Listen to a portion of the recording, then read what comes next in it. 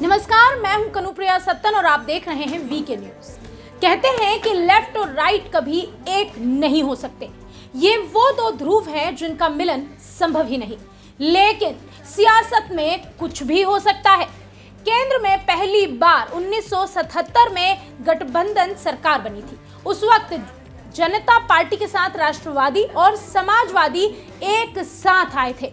फिर 1989 में भी कांग्रेस को रोकने के लिए राष्ट्रीय मोर्चा बना। तब भारतीय जनता पार्टी और सीपीएम ने एक साथ आकर वीपी सिंह को प्रधानमंत्री बनाया।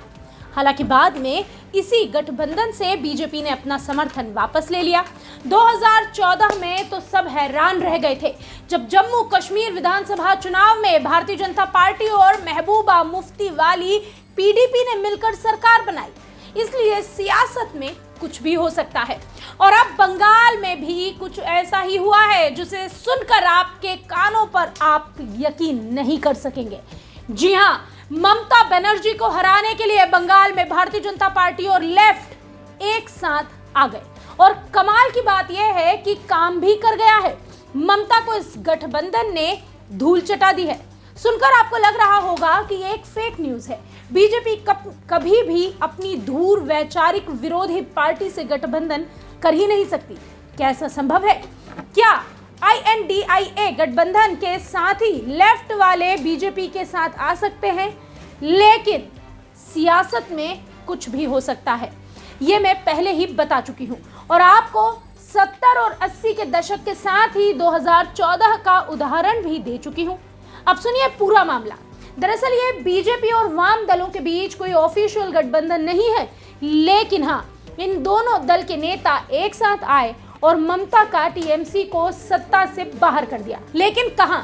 महिषादल ब्लॉक के अमृत बेरिया सहकारी कृषि कल्याण समिति के चुनाव में। बुधवार को ये चुनाव हुए जहां सहकारिता की कुल 63 सीटें हैं। इनमें कुल 1540 मतदाता हैं। चुनाव में 125 उम्मीदवारों ने हिस्सा लिया था। नतीजों की घोषणा के बाद देखा जा सकता है कि राम वाम गठबंधन ने 34 सीटों पर जीत हासिल की। वहीं सत्ताधारी पार्टी टीएमसी ने 29 सीटों पर कब्जा जमाया। चुनाव में जीत के बाद लेफ्ट बीजेपी गठबंधन स्वाभाविक रूप से खुश था।